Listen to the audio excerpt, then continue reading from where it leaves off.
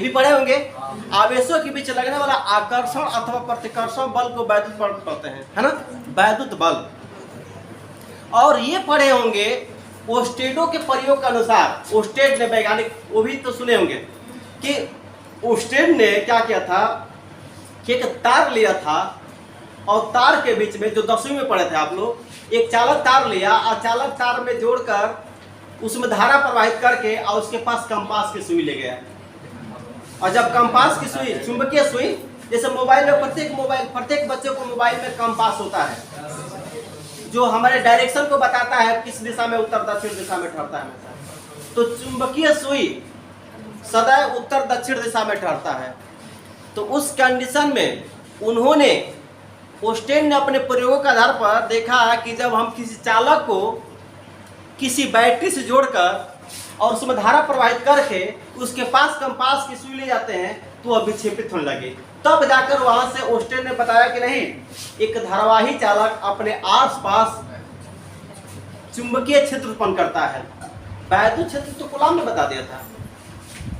धारावाही चालक अपने आसपास वैद्युत क्षेत्र उत्पन्न करता है कूलॉम, और धारावाही चालक अपने आसपास, देखिए आवेश जो है अपने आसपास वैद्युत क्षेत्र उत्पन्न करता है कूलॉम, और धारावाही चालक अपने आसपास उत्पन्न करता है चुंबकीय क्षेत्र, यानी ओस्टेड ने बताया था। और उसी पर न बायो सेवर्ट ने धारावाही चालक के कारण की सिविल पर चुंबकीय क्षेत्र की तीव्रता का निगमन किया था। ये तो याद होगा, ये भी नहीं याद है? चलिए याद नहीं है तो याद रखिएगा। तो आवेश के कंडीशन को ध्यान दीजिएगा। आवेश जो है चालक, समझिएगा,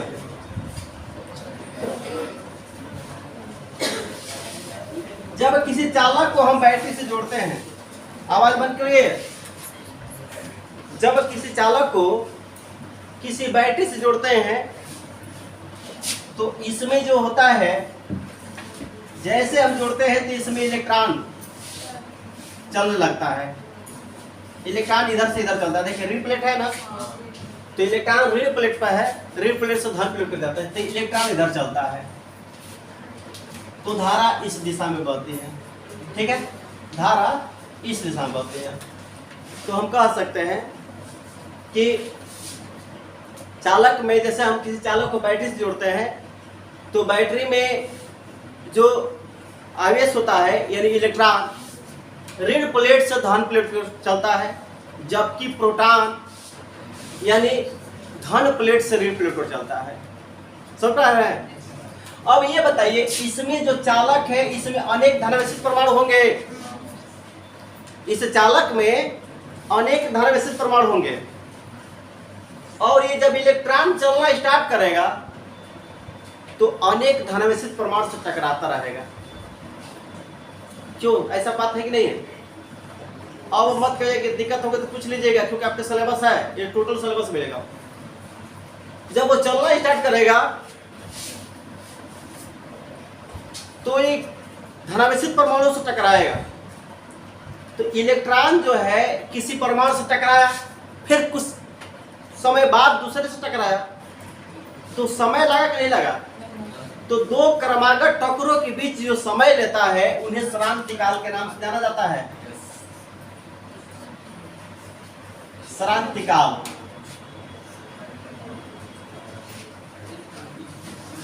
इसे टाउ से या टू बोलते हैं, इसको टू से प्रदर्शित करते हैं। जब किसी भी चालक को, यानी ये तार है, जब किसी भी चालक को हम बैटरी से जोड़ते हैं तो बैटरी से जैसे जोड़ेंगे तो बैटरी में विभवांतर होता है। विभवांतर मैंने भी, देखिए ये धन प्लेट है, ऋण प्लेट है, तो धन और ऋण प्लेट, तो इसका विभव उच्च होता है, इसका विभव निम्न होता है। तो विभवांतर के कारण, विभवांतर होता है, पीछे तीसरे चैप्टर में पढ़े होंगे विभव, ये प्लस क्यू आवेश है, और इसके आसपास चारों तरफ एक वैद्युत क्षेत्र उत्पन्न होता है। तो ये पढ़े थे कि कोई आवेश अपने आसपास इलेक्ट्रिक फील्ड उत्पन्न करता है, ये पढ़े हैं पहले चैप्टर में कि कोई आवेश अपने आसपास वैद्युत क्षेत्र उत्पन्न करता है। यानी ध्यान दीजिए, हम कह सकते हैं कि आवेश के चारों ओर का वह क्षेत्र जिसमें अन्य कोई आवेश लाने पर अपने ऊपर आकर्षण या प्रतिकर्षण बल का अनुभव करता है उन्हें वैद्युत क्षेत्र कहते हैं। आवेश के चारों ओर कोई अन्य आवेश लाएंगे, कोई परीक्षण आवेश लाएंगे, जैसे चुंबक के आसपास कोई दूसरा चुंबक लाते हैं तो उन्हें आकर्षित या प्रतिकर्षित करता है।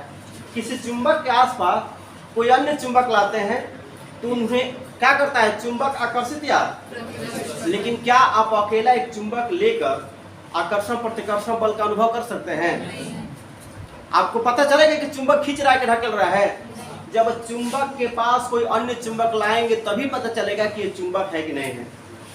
चुंबक के पास लोहा लाएंगे तभी आपको पता चलेगा कि चुंबक है कि नहीं है, ऐसे पता नहीं चलेगा। जब चुंबक के पास कोई अन्य चुंबक लाते हैं तभी आपको पता चलता है कि चुंबक है कि नहीं है। इसी तरह से कोई आवेश है, जैसे इसको रगड़ दिए और जब इसके पास कोई अन्य कोई कण आवेशित कण के लेके जाएंगे, चिपकेगा तभी आपको पता चलेगा कि नहीं कोई आवेश है। कोई दिक्कत है? नहीं समझ रहे हैं? आवेश का जिक्र तभी किया जा सकता है जब वो अपने आसपास आकर्षित या प्रतिकर्षित करने का गुण रखता है। अब ध्यान दीजिएगा कि अगर कोई आवेश है, उसके आसपास कोई अन्य आवेश लाएंगे तो अपने आसपास वैद्युत क्षेत्र या चुंबकीय क्षेत्र यानी वैद्युत बल के बारे में बात कर सकते हैं कि वैद्युत माने आवेशों के बीच जो लगने वाला बल है उसे वैद्युत बल कहते हैं। जब इस पर कोई एक बल लगेगा, वैद्युत बल लगेगा, तब आप पता लगेगा कि नहीं आवेश है, इसके आसपास इलेक्ट्रिक फील्ड उत्पन्न हो रहा है, वैद्युत क्षेत्र उत्पन्न हो रहा है।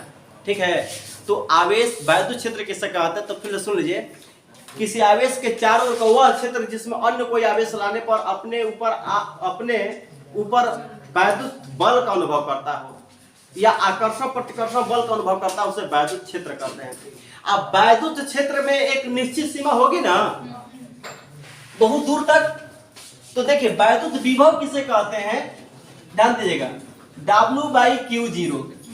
किसी परीक्षण आवेश को अनंत से अनंत पर, जहां वैद्युत क्षेत्र की तीव्रता शून्य मानी जाती है, वहां पर अनंत, जैसे जहां वैद्युत क्षेत्र की तीव्रता शून्य हो जाए उसको अनंत मानते हैं। जैसे कोई चुंबक है, चुंबक से दूर जाएंगे तो उसका चुंबकीय क्षेत्र घटता जाएगा। एक चुंबक से एक ऐसा सीमा आ जाएगा वहां चुंबकीय क्षेत्र शून्य हो जाएगा। समझ रहे हैं? तो चुंबक से हम दूर चलते हैं तो हमारा चुंबकीय क्षेत्र घटता जाता है। जैसे जैसे चुंबक से दूर जाएंगे चुंबकीय क्षेत्र घटता जाता है। तो एक ऐसा सीमा आ जाएगा जहां पर वैद्युत क्षेत्र खत्म हो जाएगा। और वहां से अगर हम कोई आवेश को लाते हैं तो उस आवेश को लाने में कहां तक लाएंगे? इस वैद्युत क्षेत्र में। तो बोलेंगे डिफिनेशन, बोलेंगे तरीका, एकांक परीक्षण आवेश को अनंत से वैद्युत क्षेत्र के किसी बिंदु तक लाने में किए गए कार्य को वैद्युत विभव कहते हैं। यानी V = W/Q होता है। वैद्युत विभव माने आवेश को एक स्थान से, अगर तक यही विभवांतर किसे कहते हैं, तो आवेश को एक स्थान से दूसरे स्थान तक ले जाने में किए गए कार्य का अंतर को विभवांतर कहते हैं। जबकि ये सारा चीज आप लोग पढ़ चुके हैं, वैद्युत आवेश, वैद्युत विभवांतर, ये सारा फिर जितना पढ़ा है पढ़े, आप लोगों को हवे लगे तो बातें अलग बात है। सारा चीज हम उसको कहानी के रूप में बता रहे थे कि इसके बाद आगे चले, ये सारा पढ़ा चुके थे। अब तभी भी आप लोग को समझ में आया कि हम क्या कहें, वैद्युत आवेश, वैद्युत क्षेत्र, वैद्युत विभव, ये सारा पढ़ चुके हैं। तभी 9 के 8 के बच्चे बोलते, 7 8 के 2 के बच्चे बोलते तो हम समझ में आता कि नहीं।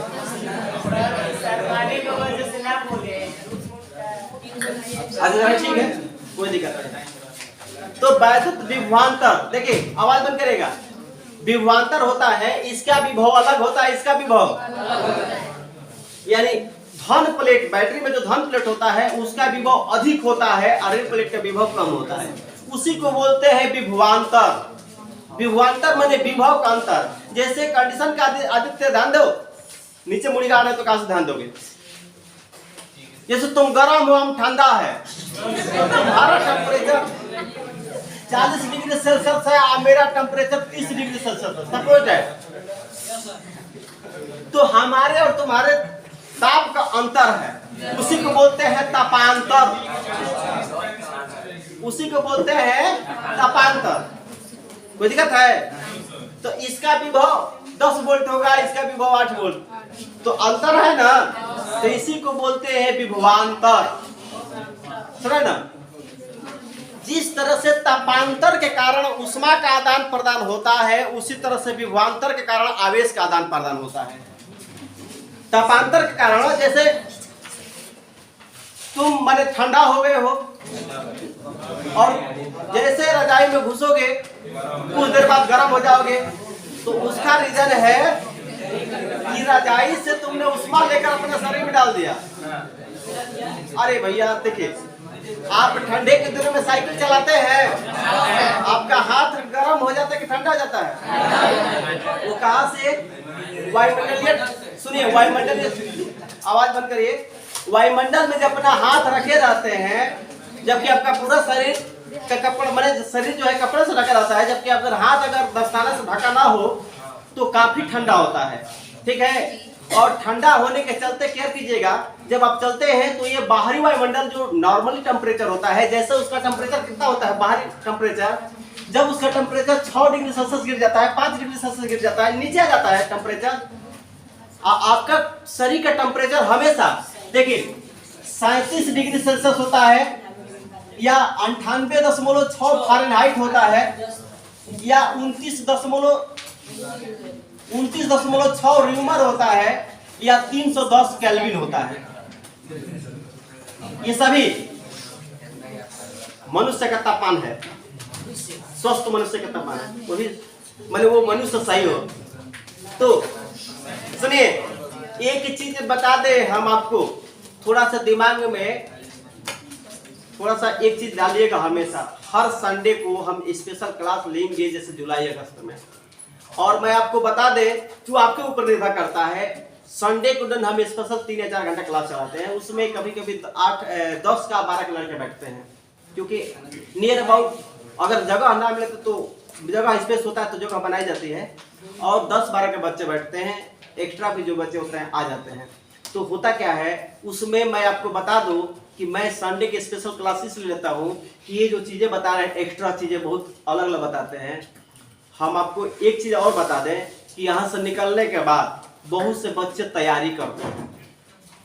तैयारी में क्या पढ़ते हैं? बल का मात्रा क्या होता है तो रटते हैं न्यूटन, कार्य का मात्रा क्या होता है जूल, वही रटते हैं।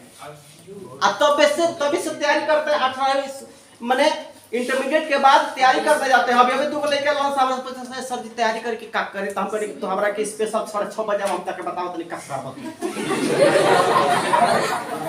हां, अब ओकरा के समझावे करते जायजा लेवे पड़े। तो एक चीज ध्यान दीजिएगा, अब चुप रहिएगा।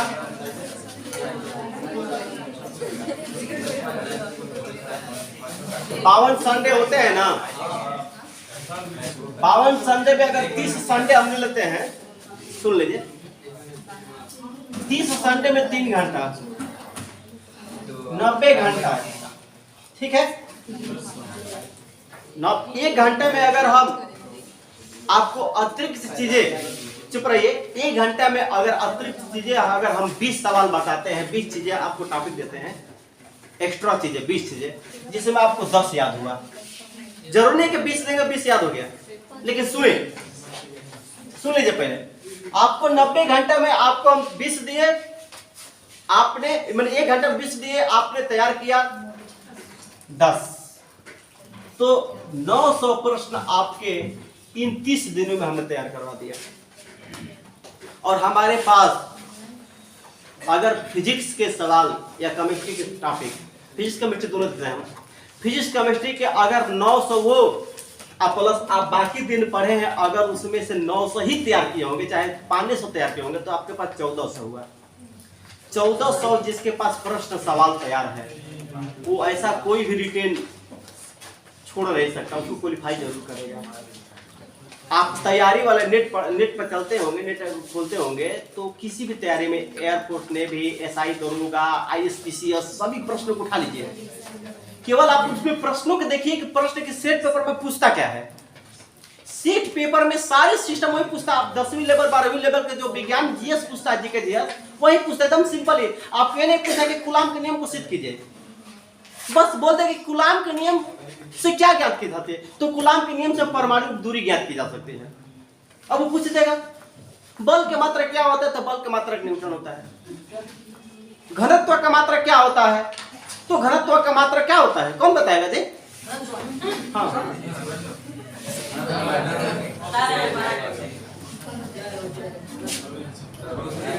घनत्व बराबर द्रव्यमान बाई आयतन होता है। तो द्रव्यमान की मात्रा किलोग्राम, आयतन की मात्रा मीटर, तो किलोग्राम प्रति मीटर क्यूब। अब यही आप जाकर क्या करोगे कि रटोगे कब, जब आप यहां से निकलने के बाद। और मैं आपको बता दूं कि हमारे देश के बच्चे 90% से 95% असफल काहे लिए होते हैं, क्योंकि पढ़ते समय अपने सिलेबस का बहुत विशेष ध्यान देते हैं। किसी को बुरा न लगे, मैं बता रहा हूँ, मैं ये स्पेशल किसी को कह नहीं रहा हूँ, आप ही लोग नहीं, मैं पूरे इंडिया लेवल की बात करता हूँ, चाहे पूरे देश की बात करता हूँ। केवल हमारे देश को छोड़ाकर अदर देश में देखा जाए तो कुछ हिसाब से पढ़ाई होती है, लेकिन हमारे देश के बच्चे जो होते हैं ना, हम कहीं गए हैं, बहुत जगह हम पढ़े हैं, मैंने इस बलिया को छोड़कर भी पढ़े हैं कई जगह। तो यही सिस्टम देखे हैं कि शुरू से हम आज तक ले जब पढ़ाए हैं 18 वर्ष 19 वर्ष में, तो इसमें से 90% बच्चे आते हैं, सब सिलेबस कब खत्म होने वाला है। 90% आते हैं सिलेबस। उन बच्चों को ये देखते हैं कि बच्चों को हमने जो पढ़ाया उसकी पर तैयार नहीं है, जैसे जो पढ़ाया वो तैयार नहीं है, लेकिन सब सोचेंगे सर सिलेबस कहीं खत्म होने वाला है। बोल सकता है, हाँ बोल सकते हैं। फिजिक्स के पेपर में ना सिलेबस में आता है, अदर वाला नहीं आएगा। बढ़िया एकदम। आपने जवाब जो दिया उसका उत्तर हम दे रहे हैं। सुनिए, इतने घंटे से जो लेक्चर दे रहे थे ना, आप जाके बोर्ड विज्ञान का बुक खोल के देख लीजिएगा 12वीं का। अगर 12वीं की बुक में अगर नहीं दिया होगा तो हम सिलेबस हटा देंगे। फर्स्ट चैप्टर से पहला चैप्टर देखिएगा, आपका पहला चैप्टर तैयारी करवा रहे थे, पहला चैप्टर के बारे में बता रहे थे, और आपने कहा कि सिलेबस से बाहर हम हैं। हम कब कहे, आपको लग रहा है। आपको को लग रहा है। सुनिए, इसका रिजल्ट क्या हुआ, अभी हमने आपको डिजिटल प्रूफ करा दे रहे हैं कि आप लोग क्या समस्या है। अभी हमने, सुनिए केयर कीजिएगा, अभी हम 5वां चैप्टर पढ़ाएंगे बायोलॉजी चल, इसके पीछे 4 चैप्टर पढ़ाए हैं ना, तो केयर कीजिएगा आप लोग। 4 चैप्टर में अधिकांश बच्चों के पास हमने देखा कि पढ़ाते समय बहुत लोगों को ये पीछे का चैप्टर तैयार नहीं है, पीछे का चैप्टर तैयार नहीं है, और आगे का जिक्र में जानते हैं क्या पूछेंगे, कहेंगे कि सर इतना पीछे हम चल रहे हैं, सर आगे के चैप्टर कब खत्म होगा। ये मैं आपको पर्सनली, मैं सबको बच्चों को हिट कर रहा हूँ, मैंने हर बच्चों का यही नियम होता है कि जो पढ़ाया जाता है पहले उसको तैयार नहीं रखते हैं, जो छूट जाता है पेपर में जाकर करके ध्यान से कि यार ये पढ़ावल नहीं है, जब पढ़ावल को तैयार नहीं है, लेकिन जब नहीं खे पढ़ोगे ध्यान से ये सर जी आप जो पढ़ाए थे ना वो फंसा नहीं था, जो नहीं पढ़ाए थे ना सब वही फंसा था। हम देखे हैं कई वर्षों का है, ये रियल बात है। और यही रीजन है कि हमारे, देखिए ये जो देख रहे हैं बाबू ना, ये जितना बता रहे हैं, एक बात और ध्यान दीजिएगा, किसी भी लड़के जो टॉप करता है ना, चाहे आप जो हमारे देश के बच्चे जो बलिया के, चाहे यूपी के बच्चे, चाहे बिहार के बच्चे, चाहे और चाहे, होता क्या है सुन लीजिए, ये सब ना सिलेबस बस पढ़ते हैं, इसीलिए बेचारे वैज्ञानिक नहीं बन पाते हैं। बस उतना ही तक पढ़ते हैं कि खासा पास हो पाए। 88% या 98% ले ली, लेकिन 98% नॉलेज नहीं होता है। मैं रियल बता रहा हूँ, 98% रिजल्ट तो पा जाते हैं, लेकिन 98% फिजिक्स का रिजल्ट नहीं होता उनके पास, केवल पास होते हैं। और अगर 98% बच्चे को फिजिक्स में 50% नॉलेज हो जाए, वो लड़का ऐसे वैज्ञानिक बन गया। और ये रियल बात है। क्या खासियत है, कुछ तो जरूर खासियत होगी, अभी हम आपको एकदम प्रूफ करा देंगे। बलिया में इंटरमीडिएट के बच्चे बैठे हैं, झूठ का बोलना है, रियल बात यही है कि हमारे बलिया में 999% होता है भैया। जैसे आप नहीं पढ़ा क्या, 1000%, 200%, 300%, 999%, 999 बता रहे हैं, मैंने 1000 में 999 देखी जाती है, 1000 में 999 लोग हैं जो टीचर फोन उठा लीजिए। छोड़ दीजिए, अरे उससे पुराने दीजिए क्या होगा। 999 में हम उसको ध्यान देते रहे कि रिकॉर्डिंग हो रही है, हम अपना दिमाग काम कर रहे हैं। 999 में ध्यान दीजिएगा, ये रियल बात है कि पूरे बलिया के कुछ कंडीशन में देख लोगे तो क्या रीजन है कि फिजिक्स के न्यूमेरिकल प्रत्येक लोग बढ़िया से समझाते नहीं है, और ये रियल बात है। पूरा बलिया घूम लिए होंगे बहुत लोग, आप घूमे होंगे। क्या रीजन है कि सिलेबस खासा देखते हैं, असि क्या सिलेबस देखने से फिजिक्स का न्यूमेरिकल समझ में आ जाएगा? ये रियल बात है कि अगर हम सिलेबस देखें, सिलेबस छोड़ पढ़ाए तो क्या फिजिक्स का न्यूमेरिकल आ जाएगा? हम बहुत से बच्चे अपने क्लास में कहते हैं सर बढ़ावा बताइए, पता चला कि तेरहवा सर हो गई बटे क्या हो जाएगा, लेकिन तेरहवा इतना फटा आवा कि हमारा नहीं क्या होता, और लेगा कि हो जाए सर, ये देखने की मिलता है। और ये सही बात है कि पूरे बलिया की बात कर रहे हैं। आखिरकार इधर एक भाई कहें, देखो तुम दिमाग लगाओ, लिखा है कि यानी क्या कहिएगा, हम जो बताने जा रहे हैं, आवेश अपने आसपास वैद्युत क्षेत्र एवं चुंबकीय क्षेत्र उत्पन्न करता है। ये बुक में लिख चुका है एक लाइन में। इसको लोग खूब बढ़िया से लिखवाते हैं, खूब बढ़िया से पढ़ाते हैं, इसको नहीं छोड़ते हैं। लेकिन जहां समझाने के बात है तो न्यूमेरिकल के, उसको क्या करते हैं, बाबू ये कर लेना, देखो हो जाएगा, ये हो जाएगा।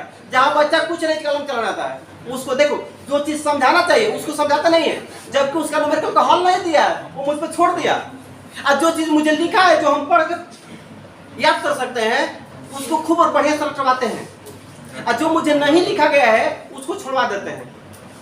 आज यही रीजन है कि आप हमारे यहाँ आते हैं ना, तो हमें न्यूमेरिकल का गुणा भगवान सिखाना पड़ता है, कहीं पाठांतर ऊपर जाए हिट नहीं चाहिए, हम यहाँ तक ले पढ़ाते हैं। मैं पर्सनली किसी का हिट नहीं कर रहा हूँ, मैं अधिकांश बच्चों का रहा हूँ, और ये आप लोग की कमी नहीं है, ये टीचरों की जरूर कमी है। टीचर बुराई नहीं करता है, लेकिन मैं ये बुराई कर रहा हूँ क्योंकि टीचर की कमी इसलिए है कि यार वो जो गुणा भाग 10वीं तक पढ़ाए थे वो पहले ही पढ़ाए होते तो आज मुझे ये नहीं समझाना पड़ता ना, मुझे तो आगे निकलना पड़ता ना।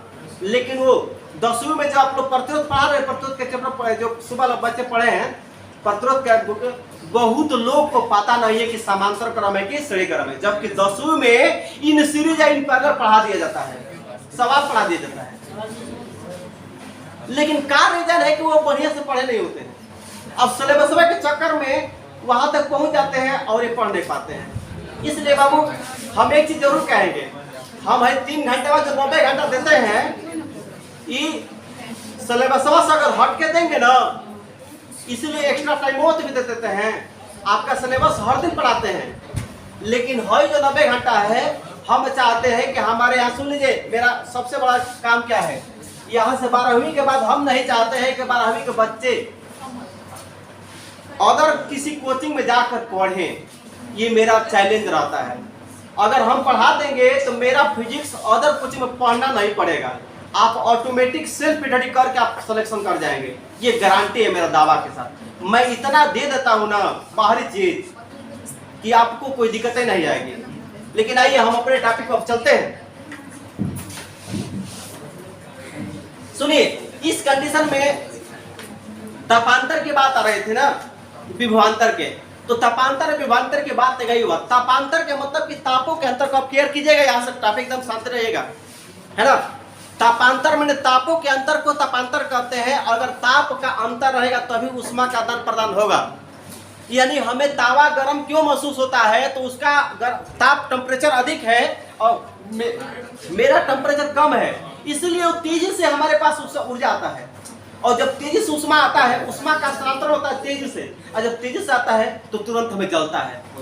अगर वो तावा थोड़ा सा नॉर्मल ठंडा हो, माने गर्म ना हो और हल्का हल्का गर्म हो, और हम उसको टच करते हैं तो हमें जलता नहीं है, इसलिए कि तेजी से उष्मा स्थानांतरण नहीं होता है। जितना ही तापांतर अधिक होगा, तापों का अंतर जितना ही अधिक होगा, उतना ही तेजी से उष्मा का स्थानांतरण होता है, तो हम सह नहीं पाते, हमारा त्वचा सह नहीं पाते, जल जाता तुरंत। इसीलिए गर्म तावा को टच करने पर या गर्म जल को टच करने पर तुरंत जल जाते हैं, वो तापांतर का। विभवांतर में क्या होता है, आवेश का आदान प्रदान होता है, स्थानांतरण होता है। आवेश बताए थे कि आवेश यानी इलेक्ट्रॉन निम्न विभव से उच्च विभव की, इलेक्ट्रॉन गरीब होता है तो गरीब से निम्न विभव से उच्च विभव को चलता है, जबकि धन आवेश प्रोटॉन उच्च विभव से निम्न विभव की ओर चलता है। जब हम किसी भी चालक को बैटरी से जोड़ते हैं, बैटरी से या विद्युत पर्पज से जोड़ते हैं, तो जो बैटरी का विभवांतर होता है, हम बता रहे हैं कि इलेक्ट्रॉनों को त्वरित गति प्रदान नहीं करता है। क्लियर कीजिएगा। अब चलिए यहां से, अब हम यहां बता रहे हैं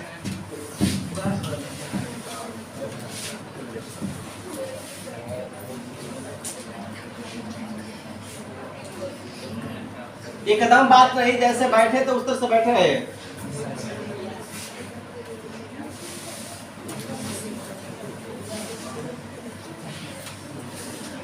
सुनिएगा, ये जो देख रहे हैं ये धन प्लेट है, ये ऋण प्लेट है, और आवेश जो होता है, जब इसमें आवेश चलेगा ना, यानी आवेश धारा इधर चलती है धन प्लेट से ऋण प्लेट को, तो इलेक्ट्रॉन इधर चलती है। ठीक है, यानी पढ़े हैं आवेश प्रवाह के दर को धारा कहते हैं। आवेश प्रवाह के दर को धारा कहते हैं, और यानी वैद्युत धारा कहिए चाहे धारा कहिए, और धारा हमेशा ये इलेक्ट्रॉन के विपरीत दिशा में बहती है। धारा इलेक्ट्रॉन के विपरीत दिशा में बहती है, लेकिन यह निश्चित दिशा में नहीं बहती है। इलेक्ट्रॉन एक निश्चित दिशा में नहीं चलती, इसलिए इसको अदिश राशि का नाम दिया गया है। जैसे अगर हम इस व्हाइट बोर्ड को यहाँ ला कर जोड़ दें तार से, तो व्हाइट बोर्ड में देखिए धारा ऐसे चलना चाहिए ना, लेकिन वो क्या होता है कि अगर ये चालक है तो पूरा चारों तरफ फैल जाता है, इसकी कोई दिशा निश्चित नहीं होती, पूरा फैल जाता है। यानी धारा हर दिशाओं में चलने लगता है। तो क्या हमें यहाँ जब वो धारा तार से सीधा आ रही थी, लेकिन जब किसी प्लेट से जोड़ा गया चालक से, तो चारों तरफ फैल गई। समझ पा रहे हैं ना। तो जब चारों तरफ फैल गई, तो क्या आप कह सकते हैं कि धारा एक सदिश राशि है? धारा एक सदिश राशि नहीं ना है, धारा एक अदिश राशि है, क्योंकि इसकी दिशाएं निश्चित नहीं है। अगर हम एक तार में कई तार जोड़ते तो सभी तारों में धारा बढ़ने लगती है, यानी सभी तारों में धारा बढ़ने लगती है, यानी धारा एक अदिश राशि है। कोई दिक्कत? और धारा जो होता है ऐसे भी बोलते हैं वैद्युत धारा।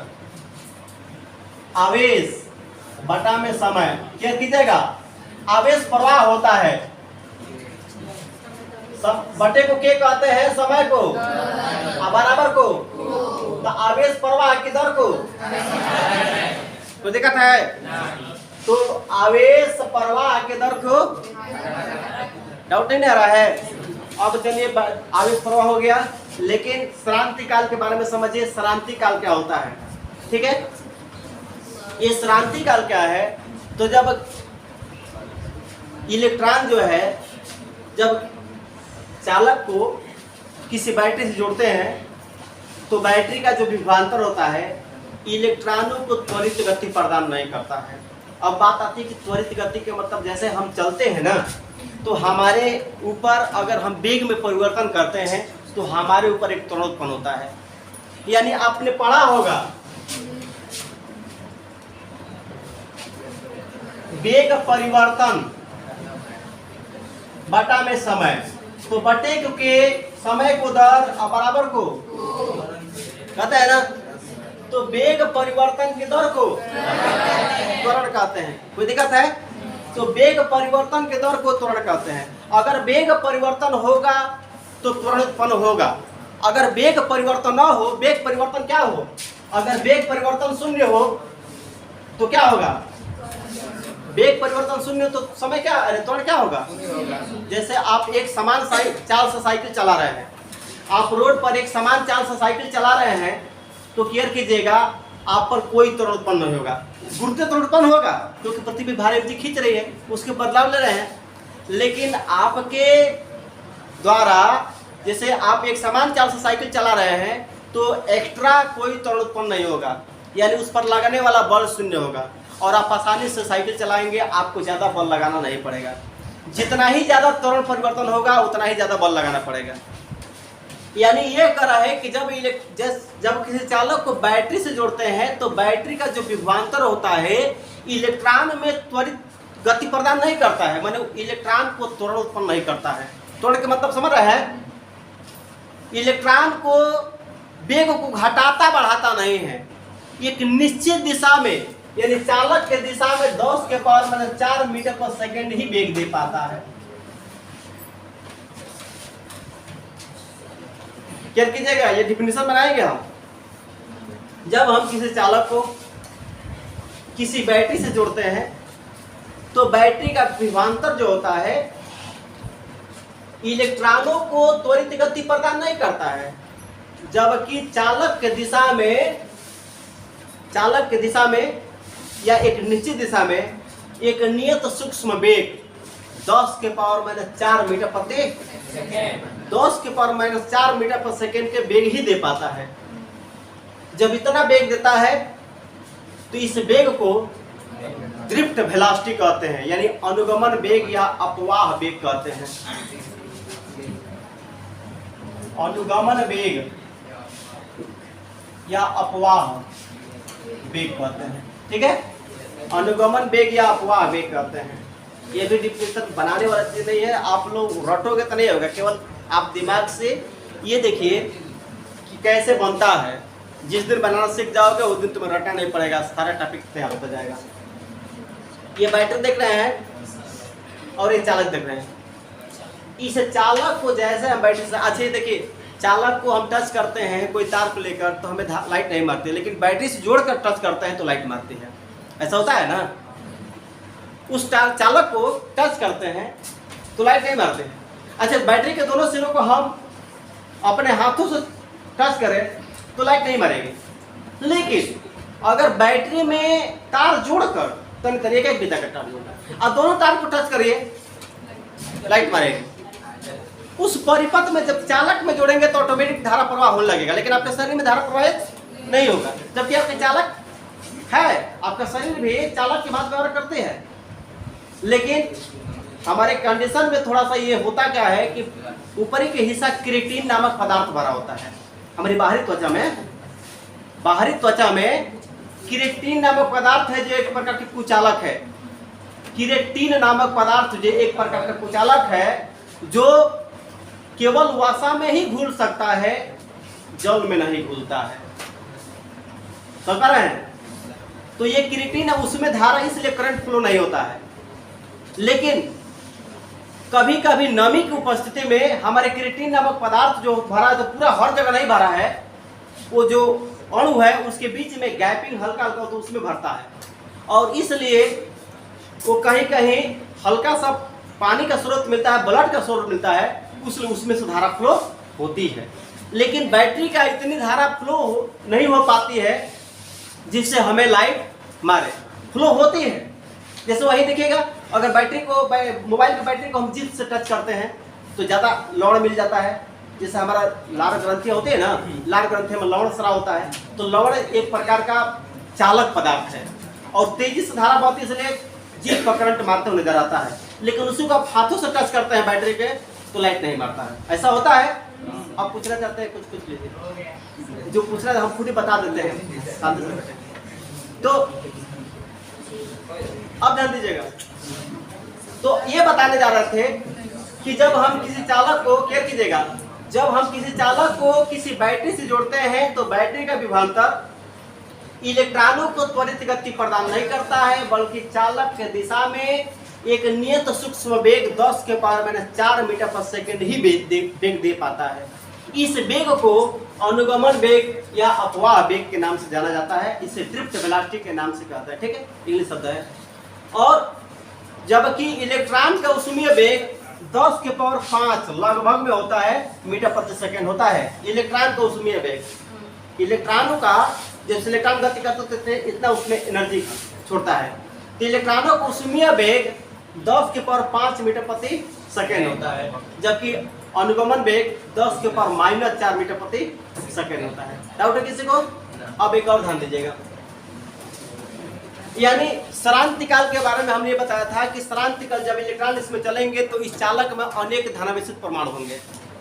इस चालक में अनेक धनावेशित परमाणु है, जैसे आगे बढ़ेंगे तो किसी न किसी धनावेशित परमाणु से टकराएंगे ना, तो किसी एक से टकराए और ठीक दूसरे से टकराए, माने क्रमागत टक्कर, अभी नहीं कि तीसरे से न टकराए, किसी एक से टकराए, है समझ रहे हो, किसी एक से टकराए फिर उसके बाद तुरंत दूसरे से टकराए, तो दो क्रमागत टक्करों के बीच जो समय लगता है उसे श्रांतिकाल कहते हैं। श्रांतिकाल में एक टाइम है।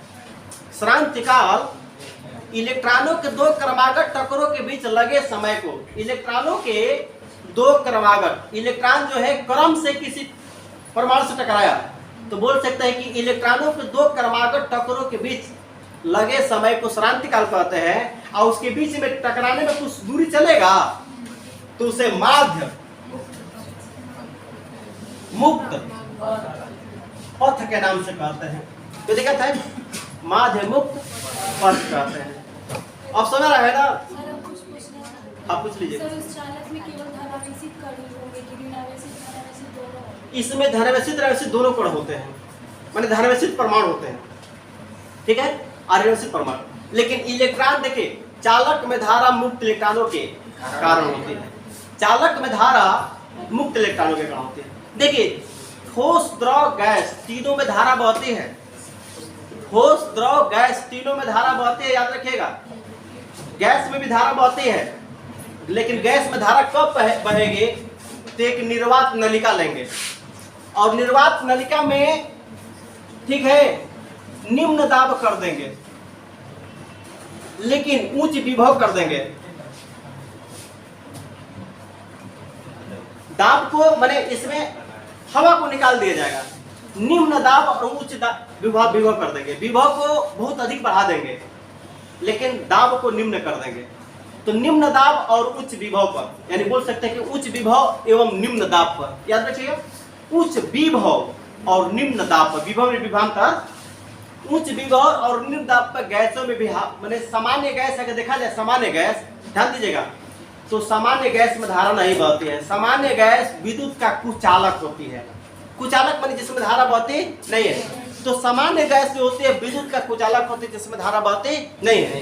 लेकिन अगर हम उन गैसों को दाब को कम कर दे जाए, गैस को दाब को कम कर दे और विभव को बढ़ा दे, किसी को डाउट? समझ पा रहे हैं आप लोग? ये नहीं कि हम लेक्चर देते हैं आप लोग बाद में कहें कि सब बुझाइए। नहीं, किसी को पूछना पूछ लीजिए, ऐसा कोई बात नहीं है, होता है कभी कभी टॉपिक नहीं सुन पाता है, उस बीच में से पूछिएगा।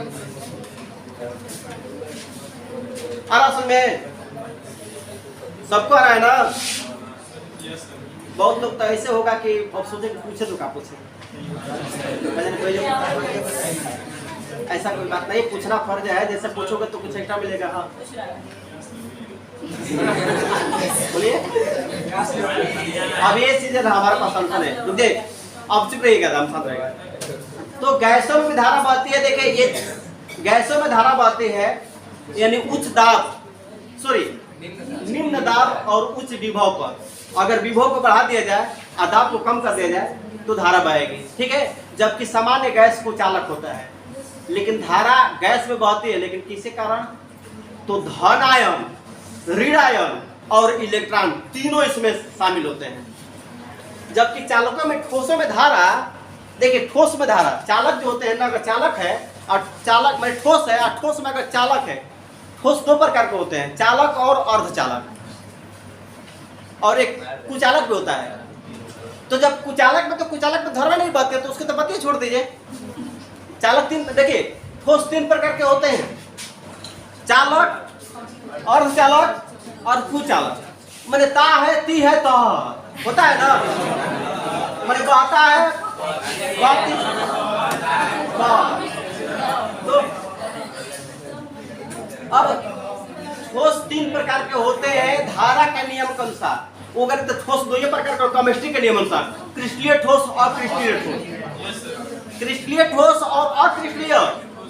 लेकिन यहाँ पर हम विद्युत धारा के कंडीशन के अनुसार बता रहे। अरे बात भैया हमारा एकदम बात नहीं, आप लोग बात न करें, केवल पढ़ाई करें, सुने केवल हमारी बात है।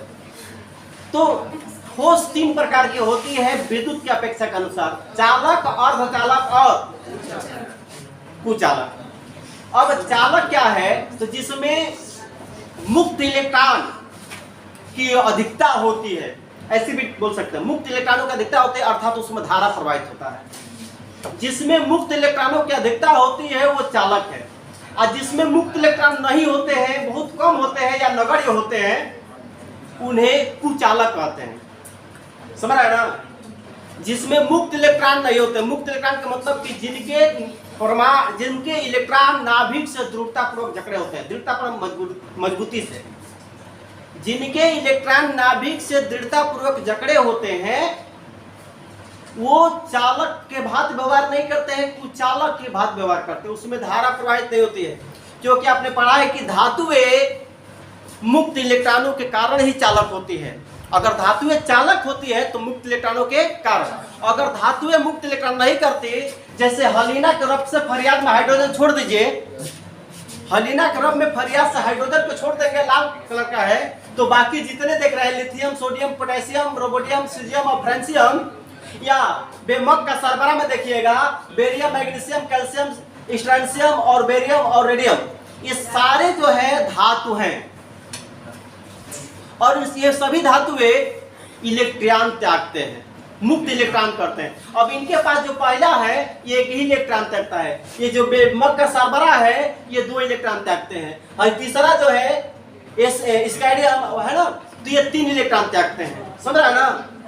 तो ये जो कंडीशन है, इलेक्ट्रॉन त्यागने के कारण ही इसमें धारा का प्रवाह होता है। तो यानी हम बोल सकते हैं कि वे पदार्थ जिसमें मुक्त इलेक्ट्रॉनों की अधिकता होती है, आप वो नहीं बोलेंगे इंटरमीडिएट लेवल पर कि नहीं जिसमें धारा बहती है, नहीं, आप कहेंगे कि वे पदार्थ जिसमें मुक्त इलेक्ट्रॉनों की अधिकता होती है वो चालक होते हैं। जिसमें मुक्त इलेक्ट्रॉनों की अधिकता नहीं होती, बहुत कम होते हैं या नगण्य होते हैं, उन्हें कुचालक कहते हैं। और अर्धचालक की बात आती है तो वे पदार्थ जो सामान्य अवस्थाओं में कुचालक की भांति व्यवहार करते हैं, सामान्य अवस्था माने सामान्य टेम्परेचर को कुचालक की भांति, लेकिन कुछ विशेष भौतिक परिस्थितियां जैसे चालक को गर्म कर दिया जाए या उसमें कुछ अशुद्धियां मिला दिया जाए तो वो चालक की भांति व्यवहार करने लगते हैं, उन्हें अर्धचालक या सेमीकंडक्टर कहते हैं। जैसे जर्मेनियम और सिलिकॉन बहुत प्रचलित अर्धचालक है, जर्मेनियम और सिलिकॉन। और सिलिकॉन सबके पास होगा, मेमोरी सिम कार्ड में जो होता है धातु होती है वो सिलिकॉन है, ठीक है। तो ध्यान दीजिएगा, चालक 3 चालक देखिए, वे पदार्थ जिसमें मुक्त इलेक्ट्रॉन होते हैं उन्हें चालक कहते हैं, या मुक्त इलेक्ट्रॉनों की अधिकता होती है उन्हें चालक कहते हैं। वे पदार्थ जिसमें मुक्त इलेक्ट्रॉन नहीं होते हैं या बहुत कम होते हैं उन्हें कुचालक कहते हैं। जैसे शीशा हुआ, लकड़ी हुआ, प्लास्टिक हुआ, लाख हुआ, चमड़ा हुआ, ये सब कुचालक पदार्थ है। चालक में लोहा, सोना, चांदी ये सब चालक है, माने सभी धातुएं चालक होती है, शीशा को छोड़कर सभी धातुएं चालक होती है, लेड को से छोड़कर। लेड माने प्लम्बम या शीशा या लेड उसको बोलते हैं। तो जितने धातुएं होती है सभी धातुएं धन विद्युतीय तत्व होती है। सभी धातुएं धन विद्युतीय तत्व माने सभी धनायन माने इलेक्ट्रॉन त्यागते हैं, धन बना इलेक्ट्रॉन त्याग कर धनायन बनाने की प्रवृत्ति रखते हैं, समझा है ना। उन्हें शीशा इलेक्ट्रॉन त्यागता है, धातु का गुण रखता है। शीशा इलेक्ट्रॉन त्यागता है, धातु के सभी गुण रखता है, लेकिन उसमें चालक यानी धारा प्रवाहित नहीं हो पाती है, ना तो उष्मा प्रवाहित हो पाती है। वही एक अपवाद में निकल गया। सभी धातुएं इलेक्ट्रॉन त्यागते हैं, धनायन बनाने की प्रवृत्ति रखते हैं और उसमें धारा बहती है, जबकि शीशा भी इलेक्ट्रॉन त्यागता है, धनायन बनाता है, लेकिन धारा माने उसमें नहीं बहता है। वो उष्मा और विद्युत दोनों का कुचालक पदार्थ है, उष्मा एवं विद्युत। बता रहे हैं कुछ अधातुएं हैं जो इलेक्ट्रॉन ग्रहण करते, देखिए सभी अधातुएं इलेक्ट्रॉन ग्रहण करती है और इलेक्ट्रॉन ग्रहण करके ऋणायन बनाने की प्रवृत्ति रखती है, लेकिन सभी अधातुएं कुचालक नहीं होती है। कुछ अधातुएं चालक की भी भांति व्यवहार करते हैं। जैसे देखिए आयोडीन देख रहे हैं, ब्रोमीन देख रहे हैं, है ना। आयोडीन, ब्रोमीन कार्बन का उपरूपक ग्रेफाइट होता है ना, कार्बन का उपरूपक ग्रेफाइट, कार्बन एक अधातु है लेकिन उसका अपरूपक हीरा और ग्रेफाइट पाया जाता है ना, हीरा, ग्रेफाइट और बिस्मथ। कार्बन के 3 अपरूपक, हीरा, ग्रेफाइट और बिस्मथ। तो जिसमें हीरा और ग्रेफाइट बहुत प्रचलित है। कार्बन के 3 अपरूपक, हीरा, ग्रेफाइट और बिस्मथ। जबकि कोयला भी होता है कार्बन का, है ना, कोयला, कार्बन, कोयला को ही कार्बन कहते हैं। उसमें हीरा जो है, सुने होंगे कि कोयले के खान में ही हीरा पाए जाते हैं, कोयले के खान में हीरा पाया जाता है ना। तो याद रखिएगा, उसमें ग्रेफाइट जो होता है, ग्रेफाइट, उसमें धारा बहती है। जैसे पेंसिल का नोक होता है ना, जैसे हम पेंसिल लिखते हैं, उसमें धारा बहती है। यदि यकीन नहीं होता, इधर पे छील लीजिए, इधर के पे छील लीजिए और धीरे से बोर्ड को खींच दीजिए, ऐसे करके रहेगा, यकीन हो जाएगा। ठीक है,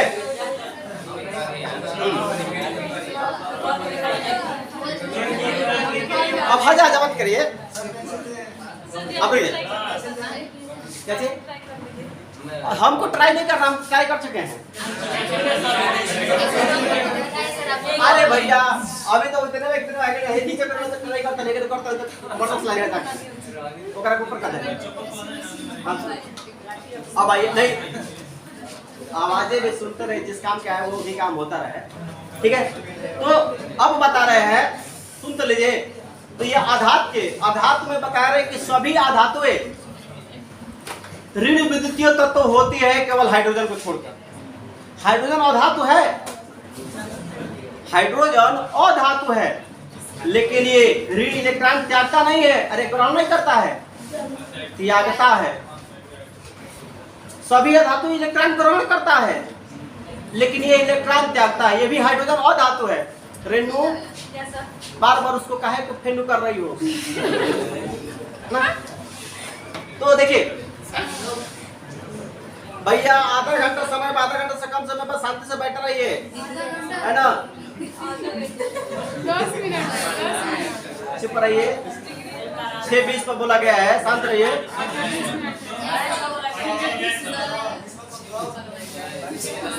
ये बताइए, हम 1.5 घंटा से लेक्चर देते हैं, हम प्यासा नहीं लगा और आप बैठ कर शांति से प्यास लगेगी।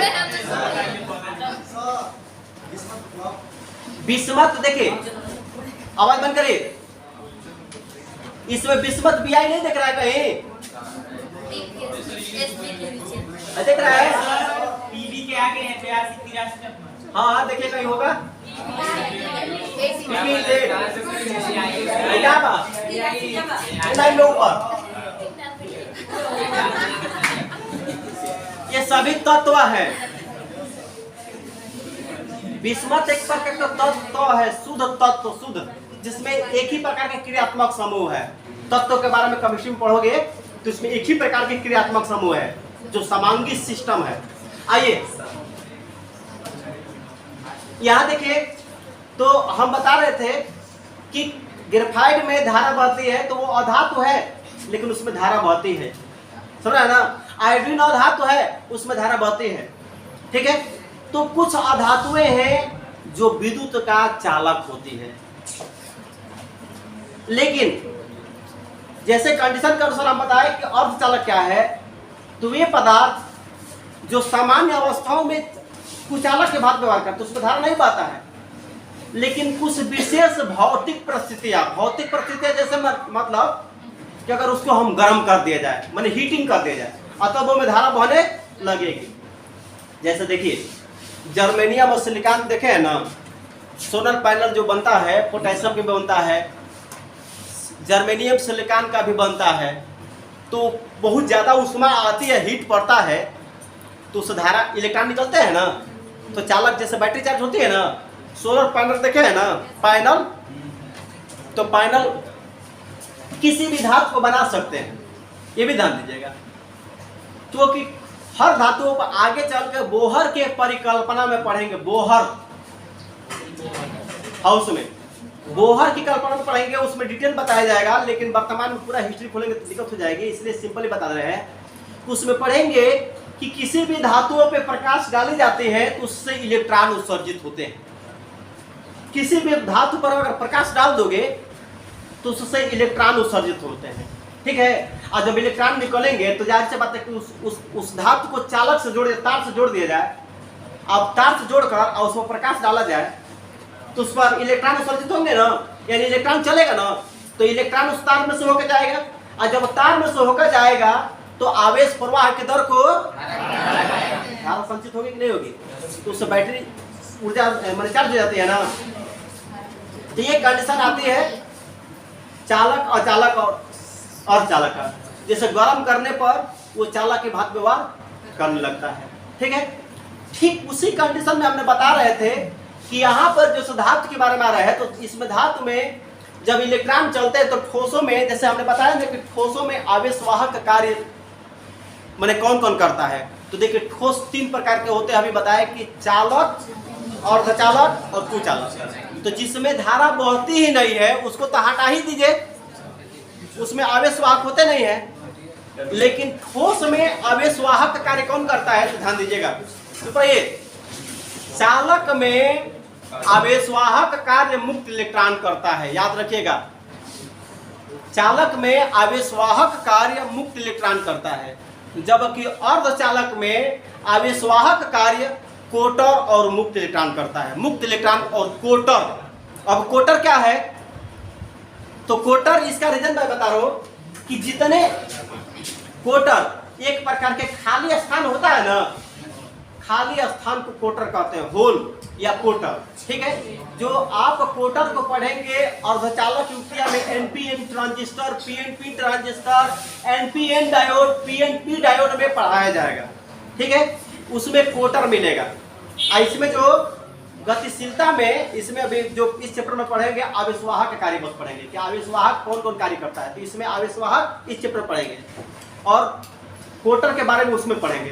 तो याद रखिएगा कि अर्धचालकों में आवेशवाहक कार्य कोटर और इलेक्ट्रॉन होता है, ठीक है। लिखवा भी दिया जाएगा, ये जितना लिख सकते हैं।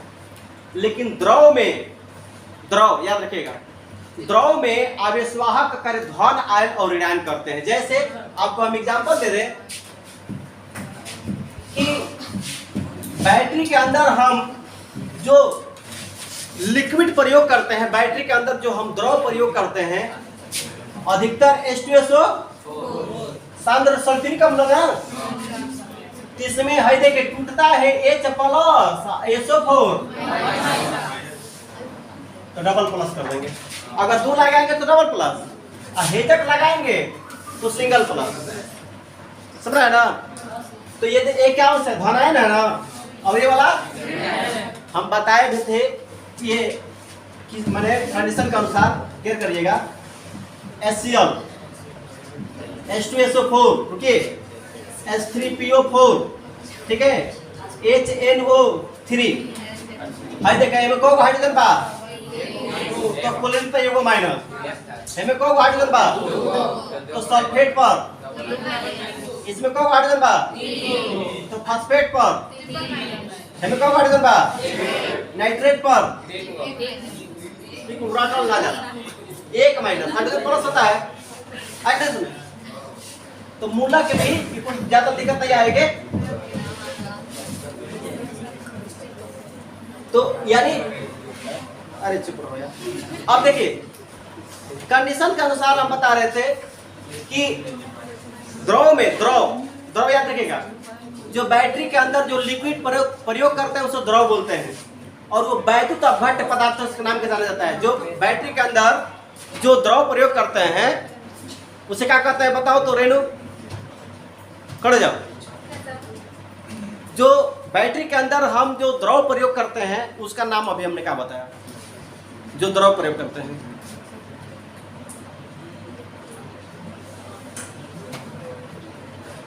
तुम्हारा ध्यान बार बार पीछे जा रहा है, इसलिए तुम्हें तैयार नहीं हो रहा है।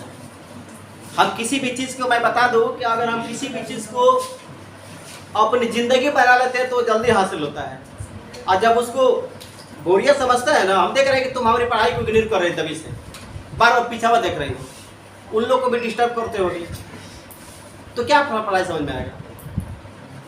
मानते हैं कि इसके पहले आपको सिलेबस से बाहर तो नहीं जा रहे थे, लेकिन आप लोग को लगा कि नहीं उड़ रहे हैं, वो पूरा हिस्ट्री पीछे का 4 चैप्टर के इतिहास खुल रहे हैं, लेकिन ना पचा होता बात करने की चलो पचावे तो है जो यानी जो वैद्युत अपघट्य पदार्थ है जो हम बैटरी के अंदर सल्फ्यूरिक में डालते हैं H2SO4 उसको वैद्युत अपघट्य पदार्थ बोलते हैं। जो बैटरी के अंदर जो हम लिक्विड प्रयोग करते हैं उसे वैद्युत अपघट्य पदार्थ बोलते हैं। समझ रहे हैं ना? तो ये वैद्युत अपघट्य पदार्थ में द्रव में जो आवेशवाहक कार्य करता है धन आयन और ऋण आयन, जबकि गैसों में क्या होता है धनायन ऋण आयन और इलेक्ट्रॉन।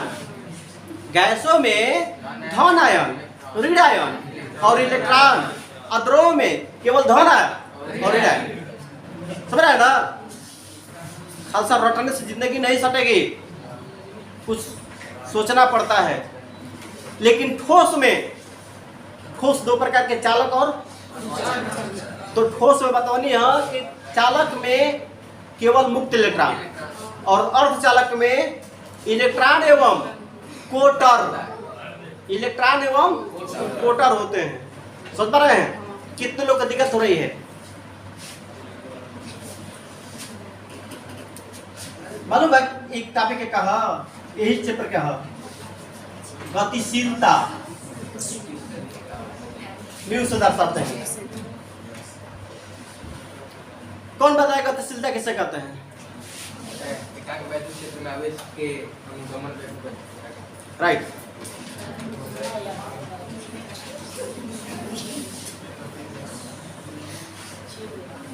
ये है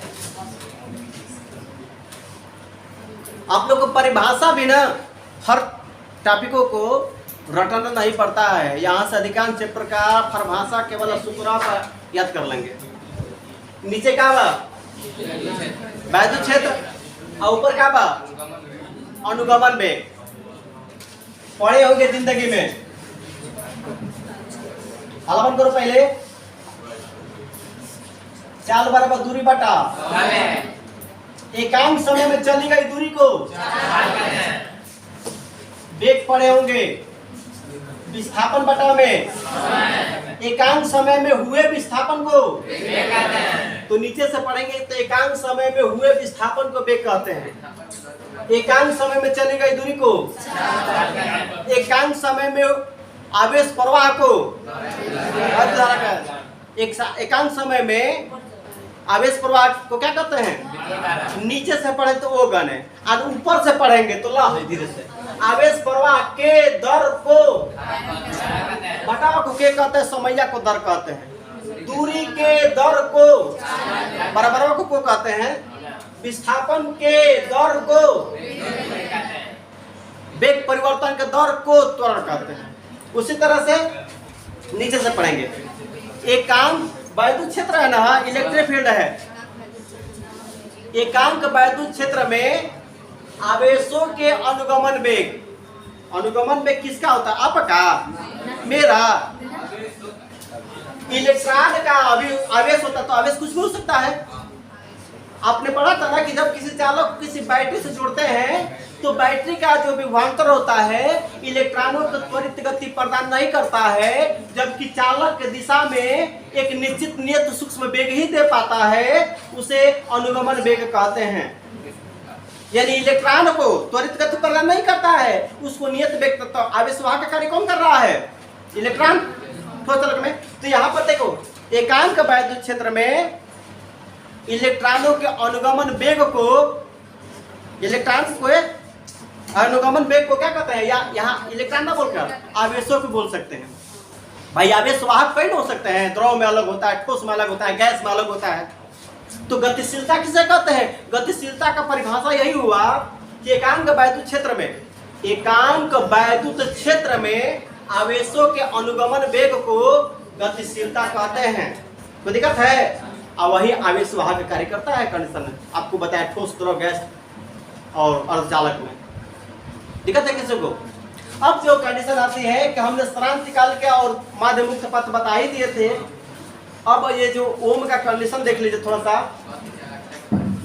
ये और चालकता बात बताता है जाएगा थोड़ा सा पूरा डिटेल लगियन से उड़े अभी तो अभी और चालकता बड़ा तो लगियन से उड़े माने ये लोग ये है ना कि जीवन बा ना अभी वही के पहले दा एक टास्क मत दा जब मैंने सुन ले बड़ा सा लड़का वो वही का बीते दा अब बहुत के चेहरा मिला रहे का वो जीवन बा कि सुखई लगा होता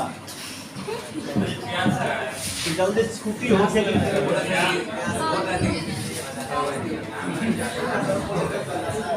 चुप रहिए थोड़ा सा रुक जाइए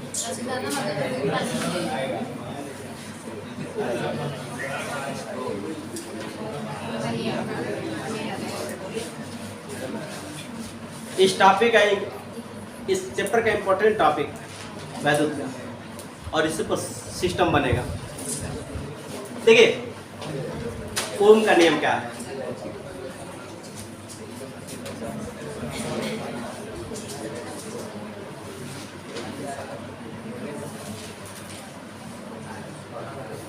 इसे प्रतिरोध दर्शाते हैं, प्रतिरोध आर से। इसके पहले आपने कैप्सिएंट से दर्शाया था ना, धारिता से समझ रहा है ना। तो धारिता में जब श्रेणी क्रम में होंगे तो आपने उलट के जोड़ा था ना, मान लीजिए C1 और C2 था तो 1/C1 1/C1 + 1/C2। लेकिन इनमें श्रेणी क्रम में उल्टा चलते हैं। श्रेणी क्रम रहेगा तो R बराबर R1 प्लस अगर इसी का सीधा रहेगा तो R1 है R2 है तो सीधा श्रेणी क्रम में तो सीधा और समांतर में तो उल्टा एकदम कैप्सिएंट का अलग कोई दिक्कत है। तो ओम के कंडीशन के अनुसार ये बताइएगा जब यहां से यहां चलना स्टार्ट करेगा कौन स्टार्ट करेगा? धारा चाहे आवेश, पहले आवेश के बारे में देखेंगे। तो यहां से यहां आने में ये तार है, परिपथ है, चालक है। अब पूरे चालक का यहाँ प्रतिरोध दिखा दिया गया है ना। तो ओम ने बताया कि अगर हम चालक को गर्म और ठंडा ना करें, टेम्परेचर को नियत बनाए रहे, यानी उसमें फिजिकल चेंज ना हो, यानी भौतिक परिवर्तन ना हो। यदि गर्म बा तो गर्म में पैदा में एक समान बने रहता, टेम्परेचर घटे बढ़े। अगर ठंडा बा तो ठंडे पर चले, नियम पालन करेगा। लेकिन गर्म बा तो गर्म में पालन करेगा। लेकिन वो गर्म ठंडा ना हो, ये ना कि अभी गर्म बा फिर ठंडा हो, गर्म बा ठंडा तो नहीं होगा, अनुपात पालन नहीं करेगा। यानी उसको बोलते हैं फिजिकल चेंज, यानी भौतिक परिवर्तन। अगर वो गर्म से ठंडा हो जाए, ठंडा से गर्म हो जाए तो उसको बोलते हैं भौतिक परिवर्तन। बल्ब का फ्यूज हो जाना, बल्ब का फ्यूज होना रासायनिक परिवर्तन है, यानी केमिकल चेंज है, क्योंकि वो जल गया। लेकिन बरना, बल्ब का जलना, फ्यूज नहीं जलना, भौतिक परिवर्तन। कैसे को ऑन ऑफ दोनों कर सकते हैं, समझ रहे हैं। तो ये भौतिक परिवर्तन है। अब भौतिक परिवर्तन में कंडीशन के अनुसार चलिए, हमने बताया कि यदि किसी परिपथ में, इसको सर्किट बोलते हैं, सर्किट माने परिपथ को, चालक को सर्किट बोलते हैं। तो यदि किसी परिपथ में भौतिक परिवर्तन न हो, भौतिक परिवर्तन का मतलब कि तार गर्म या ठंडा न हो। देख लीजिएगा, हम कहीं भी पूछ सकते हैं, किसी को खड़ा करके, इसलिए सुनते रहिए मन से। तो जब किसी तार या चालक में भौतिक परिवर्तन ना हो तो उसमें बहने वाली जो धारा होती है विभवांतर के अंतर्मान। यदि किसी परिपथ में भौतिक परिवर्तन न हो तो उसमें बहने वाली धारा किसमें? तार में, विभवांतर के अंतर्मान। और जब अनुपाती का चिन्ह हटाते हैं तो IR लगाते हैं, जहां R एक समानुपाती नियतांक है जिसे प्रतिरोध कहते हैं और इसका मात्रक ओम होता है। ठीक है, इसके बारे में साइमन ओम, इसका नाम था साइमन ओम, पूरा नाम जाना करिए। इसका नाम था साइमन ओम, जो ओम वैज्ञानिक था। तो यहाँ कंडीशन में V = IR। अब इसका यहाँ पर मात्रक हो जाएगा, देखिए धारा का मात्रक एम्पियर और इसका मात्रक तो यहाँ पर विभव का मात्रक एम्पियर ओम, ठीक है। और नहीं तो इसका विभव का मात्रक वोल्ट होता ही है इसका, है ना। लेकिन विभव क्या है, यहां से आवेश यहां जाएगा ना, तो यहां से यहां जाने में आवेश कार्य करेगा। तो विभव पढ़े थे पिछले चैप्टर में, V बराबर W बाई, आवेश को यहां से यहां तक जाने में, यानी एकांक आवेश, नीचे से बोलेंगे एकांक आवेश को ना, एकांक आवेश को किसी परिपथ के एक सिरे से दूसरे सिरे तक जाने में किए गए कार्य को वैद्युत विभव कहते हैं। समझ पा रहे हो, दिक्कत है। किसी परिपथ में, परिपथ तार है ना, आवेश यहाँ से यहाँ चलेगा ना, तो यहाँ से यहाँ जाएगा तो कार्य करेगा नहीं करेगा? अरे मेला के भीड़ में आप लोग गए होंगे, इस सिरे से उस सिरे गए होंगे, अब सुबह भीड़ लगल तो ये बुझा जाते हुई आप कितना कार्य किए हैं। माने खालसा ये पर से वो पर हो जाएंगे भीड़ लगे तो बुझा देगा कितना कार्य किए हैं। अब ये कुछ भी नहीं है, खालसा गए हैं। गए है क्या, तो जहाँ जगह है ना जगह बना के गए हैं, ऐसा होता है। अगर वजह ना हो तो जहाँ गांव में मडारी और होला वजह का और मजा आवेला। मडारी वाला नीचे बैठ जाए बेचारा, स्टेज पर लगाई ना, हमारा ऐसा नादे में नीचे ही नीचे चल दी भाई, मजबूरी बा। बड़का आदमी तो है खड़ा करके देख लिया साहब, लेकिन हमारा इस नाते में नीचे ही नीचे, अब आदमी बोलो आदमी वो तो नीचे चल जाते में। मजबूरी में अगर बाई 400 का अनुभव भाई तो धक्का तो फसल आता है। तुम बतिए भैया, डर हो जाएगा। अब भाई वही तो बात भैया, जहाँ अनुभव भाई मतलब ऐसा चला के बुझाओ कि कुछ चलत नहीं थे, वो कह रहा कि देख ला तू ध्यान में बात तब पार होगा कुली के। वही यहाँ पर जब आवेश चलना स्टार्ट करता है, केयर कीजिएगा, जब आवेश यहाँ से चलना स्टार्ट करता है तो इसमें अनेक धनावेशित ऋणावेशित परमाणु होते हैं। धनावेशित ऋणावेशित पर एक दूसरे को रोकने का प्रयास करेंगे ना, लेकिन उसके बावजूद भी क्योंकि इसको हम बैटरी से जोड़ चुके हैं और बैटरी क्या करता है कि इलेक्ट्रॉनों के निश्चित वेग दे चुका है, और इलेक्ट्रॉन उच्च विभव, देखिए इलेक्ट्रॉन जो है निम्न विभव से उच्च विभव की ओर जाना चाहेगा, वो कितना भी रोकने का प्रयास किया। आप मेला में कितना भीड़ है, लेकिन आपको पहुंचना है इस पर से उस पर, तो आप कितना भी भीड़ होगा उसमें आप प्रयास करते जाएंगे, भले वहां जाते जाते गर्मी होकर आप अवस्था क्यों न हो जाए, लेकिन आपको पहुंचना है। उसमें बहुत लोग हैं कि धक्का पीछे पड़ दिया सब, तो बहुत गलत है, सब बातें साइड चल जा, ऐसे होते हैं। ज्यादा भीड़ होती है तो कब है नहीं तो कब हो नहीं, चलते हैं। तो ठीक है, समझिए कि देखिए विद्युत धारा मेला पर आधारित है, विद्युत धारा मेला पर ही आधारित है। कैसे कि आवेश चलता है तो कभी इधर तो कभी इधर, मतलब टेढ़ा चलता है। धारा इसलिए अदिश राशि है, उसकी दिशा निश्चित नहीं होती है। तो आई सब है भैया, शांत रहो। एकांक आवेश को किसी परिपथ में एक सिरे से दूसरे सिरे तक, ठीक है, एकांक आवेश को किसी परिपथ में एक सिरे से दूसरे सिरे तक प्रवाहित करने में किए गए को वैद्युत विभव कहते हैं। आ नहीं तो भरपेटे जी, किसी परिपथ में आवेश प्रवाहित करने में, किसी परिपथ में आवेश प्रवाहित करने में किए गए कार्य तथा आवेश, किए गए कार्य तथा आवेश के अनुपात को, माने किसी परिपथ में आवेश प्रवाहित करने में, परिपथ में चलता रहा सर्किट है ना, तो सर्किट जो होता है यानी परिपथ को ही सर्किट बोलते हैं। जैसे बोर्ड भी सर्किटें हैं, लेकिन यहाँ बोर्ड संधि हो गया, संधि आगे जो पढ़ेंगे किरचॉफ का नियम में संधि, समझ है ना। तो किसी संधि पर मिलने वाली सभी धाराओं का बीजगणितीय योग शून्य होता है। अर्थात इस बोर्ड पर आने वाली धारा और इस बोर्ड से जाने वाली धारा दोनों बराबर होती है। समझ रहे हैं ना? इस बोर्ड पर जितनी धारा आएगी उतनी ही धारा चली जाएगी, इस बोर्ड पर धारा बचेगी नहीं। इसलिए इस संधि पर मिलने वाली सभी धाराओं का बीजगणितीय योग शून्य होता है। समझ पा रहे हैं ना? इस संधि पर मिलने वाली सभी धाराओं का बीजगणितीय शून्य होता है। माने किरचॉफ ने बतौले रहे कि हे बोर्डा पे जितना धारावा आई उतने धारावा चली जाई, लेकिन बोर्डा पर रुकी ना। तो जब धारावा आई या चली जाई तो का धारा बची? जीरो बची, नहीं बचेगा।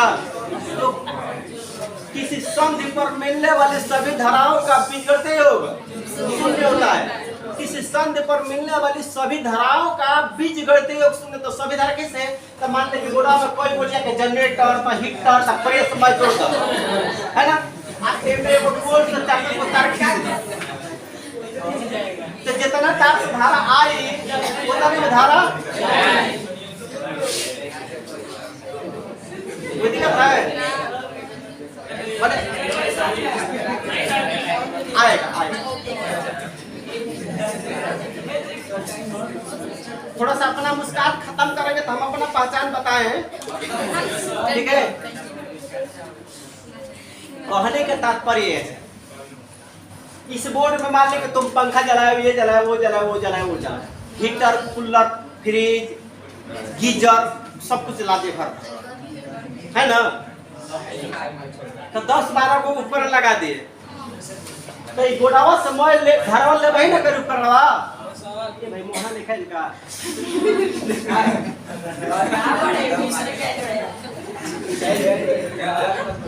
तो यानी ध्यान दीजिएगा, आवाज बंद करिए। इस बोर्ड से जितनी धारा जा रही है वो सभी धाराओं को जोड़ देंगे, लेकिन इस बोर्ड पर धारा अगर देखा जाए तो एक ही आ रही है। लेकिन एक और ध्यान दीजिए, कभी कभी हम पोल से भी धारा लगा देते हैं और कभी जनरेटर की भी धारा फिट कर देते हैं। ऐसा होता है, जनरेटर की भी धारा लाकर लगा देते हैं तो जनरेटर की धारा लाकर लग गई और फिर पोल की धारा, और दोनों धारा एक साथ दे रही है, कटआउट ना हो, दोनों जनरेटर से भी धारा दे रहे हैं, पोल से भी धारा दे रहे हैं। कभी कभी ऐसा होता है कि इस बोर्ड से जब ज्यादा धारा लेता है तो आप 2-3 जनरेटर लगा दी जाते हैं, 2 से 3 जनरेटर जोड़ दी जाते हैं जनरेटर। तो एक जनरेटर दूसरा धारा देता है, दूसरा का दूसरा देता है, सभी धारा आ रहे हैं ना तो सभी धारा को जोड़ देंगे। तो अगर सभी धारा 20 एम्पियर है तो यहाँ से सभी धारा निकलने वाले सभी उपकरण जितने उपकरण होगा उस सभी उपकरण में जो धारा जा रही है वो 20 एम्पियर होगा। तो जितना आएगी उतना ही जाएगी। तो जितना आएगी सभी का बीजगणितीय योग, बीजगणितीय योग मैंने समझते हैं जैसे एक्स वाई एबीसीडी में जोड़ते हैं उसको बीजगणितीय बोलते हैं, है ना? अलजेब्रिक मेथड, अलजेब्रा मेथड नहीं समझे है? बीजगणितीय योग। तो सभी धाराओं का बीजगणितीय योग उस संधि पर, संधि में बोर्ड, यानी इस संधि पर मिलने वाली सभी धाराओं का बीजगणितीय योग शून्य होगा। क्यों शून्य होगा? क्योंकि आगे वाली धारा के पॉजिटिव, आगे वाली धारा के आ जाए वाला धारा के, जब इस बोर्ड से धारा जा रही घर में तो उसको नेगेटिव, आने वाली क्यों? जब दोनों को जोड़ेंगे तो शून्य नहीं होगा। किसी को डाउट है? पढ़ेंगे अगला चैप्टर में, क्या दिक्कत है? लेकिन अब चलिए हम बता रहे थे कि आवेश यहाँ से यहाँ चलना स्टार्ट करेगा, ठीक है? आवेश जब यहाँ से यहाँ चलना स्टार्ट करेगा तो उसे कार्य करना पड़ेगा। यानी किसी परिपथ में एक सिरे से दूसरे सिरे तक जाने में आवेश द्वारा किया गया कार्य, किसी परिपथ में एक सिरे से दूसरे सिरे तक जाने में आवेश द्वारा किया गया कार्य तथा उस आवेश किया गया कार्य तथा उस आवेश का अनुपात को वैद्युत विभव कहते हैं। ऐसे बोल सकते हैं। मान लीजिए परिपथ है बात, ये अगर खुलेआम सोचा ना अपना दिमाग से, रटा नहीं जाता सब कुछ यार। देखो भाई परिपथ है, अब परिपथवा में हेजक से हे जाए में के जाई आवेशवा ना, आप नहीं ना घुस रहेंगे उसमें। अरे तार में घुस के देख लीजिए, घुस जाते हैं तो तार आप ही में घुस जाएगा, लेकिन उन्होंने उसमें नहीं घुस पाएंगे। तो ये देखिए केयर कीजिएगा, यानी ये परिपथ है या तार है, इस परिपथ में एक सिरे से दूसरे सिरे तक आवेश चलता है और आवेश चलेगा तभी तो धारा बढ़ेगी। क्योंकि पढ़े हैं, अब बोल लो, बहुत भुनभुनाना, जब हम बोलते तो वो लकड़िया के बजावे वाला हाल बा।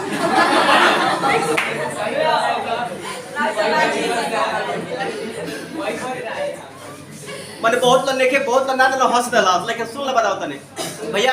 एगो देश के राजा रहले और कहले कि उनकर घरे लड़का के फंक्शन पड़ल है, माने फंक्शन बोला चलो शादी ब्याह पड़ल है, तो कहलस कि जितने विश्व की बैंड पार्टी है हमारे यहाँ लेकर आओ।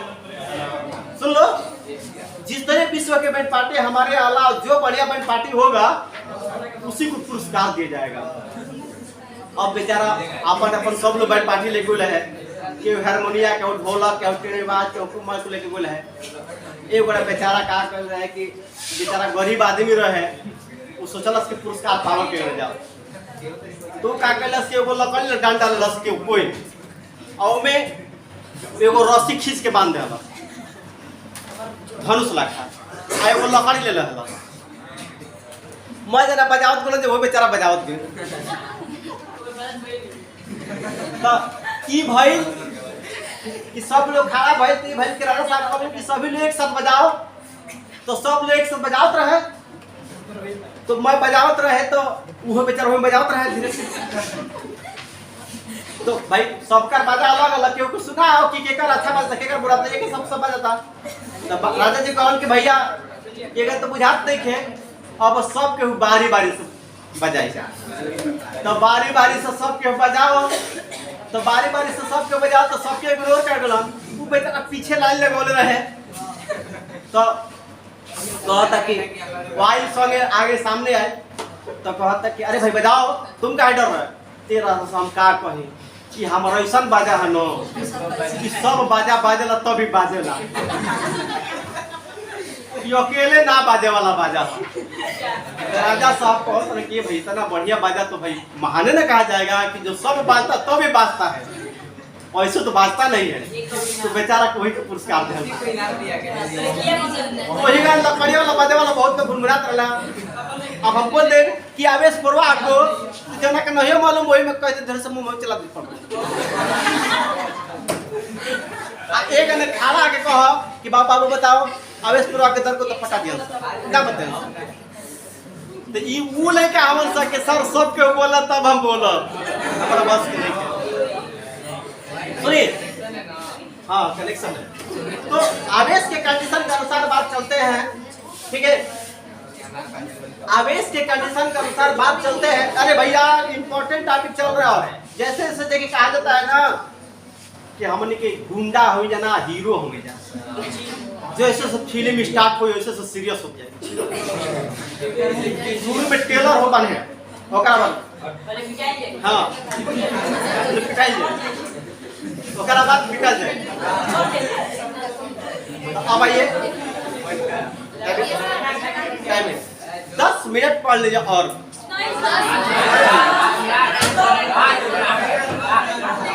हाँ 5 मिनट 5, लेकिन वह 5 मिनट हम शांत रहे। आए दादा साहब बताइए ना तरीके कैसे हो पाएगी, जो टॉपिक उठाए उसको खत्म कर दें। वह 5 मिनट हम शांत रहिएगा। सुनिए, तो बता रहे थे कि आवेश जब चलना स्टार्ट करेगा तो उन्हें रोकने का प्रयास। तो आवेश प्रवाह जैसे कंडीशन है कि आवेश प्रवाह जब एक सिरे से, जब किसी परिपथ में एक सिरे से दूसरे से तक आवेश आएगा तो उसे कार्य करना पड़ता है। तो वह कार्य तथा आवेश का अनुपात को वैद्युत विभव कहते हैं। ये क्लियर हो गया? तो जब आवेश यहाँ से चलना स्टार्ट होगा तो हम जितना ही आवेश देंगे उतना ही ज्यादा कार्य करेगा ना। आवेश बढ़ाते जाएंगे तो कार्य भी, जब कार्य बढ़ेगा तो विभव भी बढ़ेगा। तो यानी कार्य बढ़ेगा तो विभव माने आवेश देंगे, आवेश बढ़ाएंगे तो विभव बढ़ेगा, बढ़ेगा नहीं बढ़ेगा? आवेश बढ़ाएंगे तो विभव बढ़ेगा, यानी धारा बढ़ाएंगे तो विभव बढ़ेगा नहीं बढ़ेगा? यानी वही ओम ने बताया कि यदि किसी चालक में भौतिक परिवर्तन न हो तो उसमें बहने वाली धारा विभव के माने उसके सिरों के बीच जो विभव उत्पन्न हो रहा है उसके अनुमान। और पार्टी का चिन्ह हटाया तो आर लगा दिया, जहाँ आर एक प्रतिरोध नियतांक है।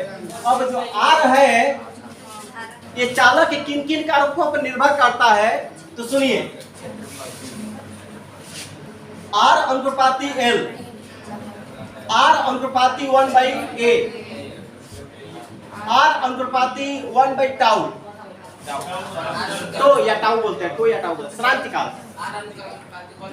मैंने बोला तो है नहीं है 10वीं में R अनुपाती L/A, तो R बराबर देखिए अनुपाती के चैप्टर आएंगे तो रो L/A ये 10 में पढ़ेंगे, लेकिन हम 12 तक में पढ़ेंगे।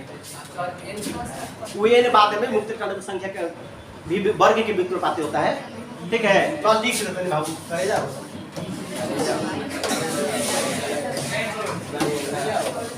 ठीक है। तो देखिए ये जो कंडीशन के अनुसार चारों देख रहे हैं, ये प्रतिरोध किन किन कारकों पर निर्भर करता है। किसी भी चालक का जो रेजिस्टेंस है किन किन कारकों पर निर्भर करता है।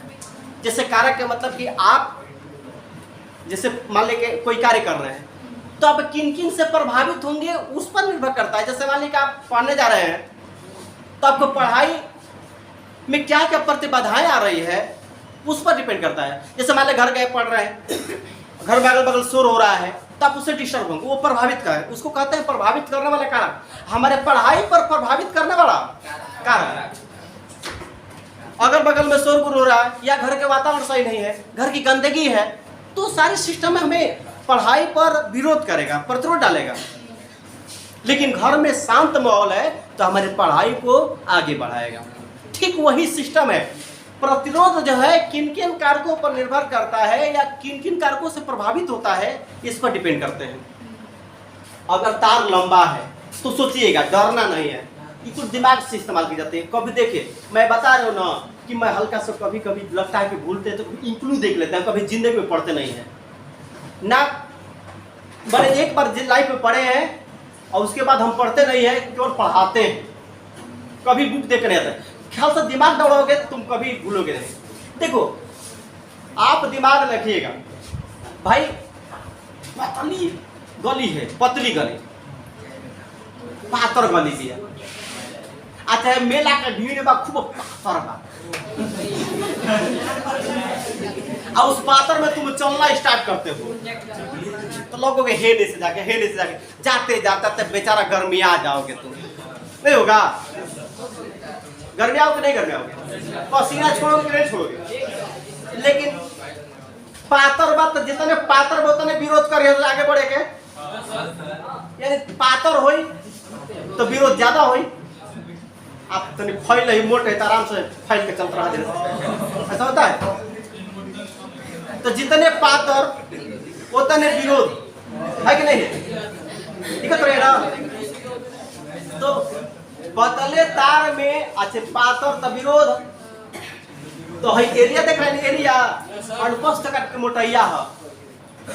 जितने पातर होई उतने प्रतिरोध ज्यादा लागे, अब मोट होई तो प्रतिरोध है कि नहीं।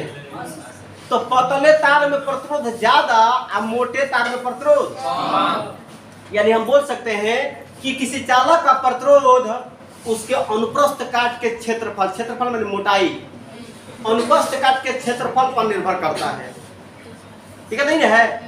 लेकिन ये देखिए निर्भर करता क्या, तो अगर किसी चालक अनुप्रस्थ, देखिए किसी चालक का प्रतिरोध उसके अनुप्रस्थ काट के क्षेत्रफल के विरुद्ध क्रमानुपाती, उल्टा नियम बा है, नीचे बात है ऊपर बा ना, सामने क्या ना। तो मोटाई देखा एरिया बढ़ी तो प्रतिरोध घटी, एरिया घटी, एरिया घटे माने मोटाई घटी माने पातर हुई। तो जब पातर हुई तो प्रतिरोध आ मोटा हुई तो प्रतिरोध दिक्कत है ना। है देखा लमहर, अगर तार लंबा बा, गली लमहर बा, जैसे मान लो कि मेला बहुत दूर तक बा, सकेत बा, जाते जाते थक जाओगे, कहोगे क्या रुको आराम कर बेटा, तो जितने लमहर होई उतने प्रतिरोध ज्यादा होगा। तो दिक्कत है, जितने लमहर होई उतने प्रतिरोध, और जितने छोटे उतने प्रतिरोध। तो लंबे तार में प्रतिरोध अधिक, छोटे तार में प्रतिरोध है कि नहीं है। तो लंबे तार में प्रतिरोध अधिक, छोटे तार में प्रतिरोध। दिक्कत किसी को नहीं हो रही है आरा से बिना। तो ये विषय ध्यान देगा, दो चीज लंबे तार, अगर देखिए तार लंबा है तो प्रतिरोध अधिक, और तार छोटा है तो प्रतिरोध, तार पतला है तो प्रतिरोध अधिक, और तार मोटा है तो प्रतिरोध। यही लिए जो बल्ब का फिलामेंट होता है, ये जो बल्ब का फिलामेंट है पतला भी बनाया जाता है और लंबा भी बनाया जाता है। पतला और लंबा रहेगा तो पतला भी होगा तो भी प्रतिरोध अधिक, और लंबा होगा तो भी प्रतिरोध। इसलिए इसका इतना प्रतिरोध अधिक हो जाता है कि तुरंत प्रकाश देने लगता है कि नहीं है? चलिए ठीक है।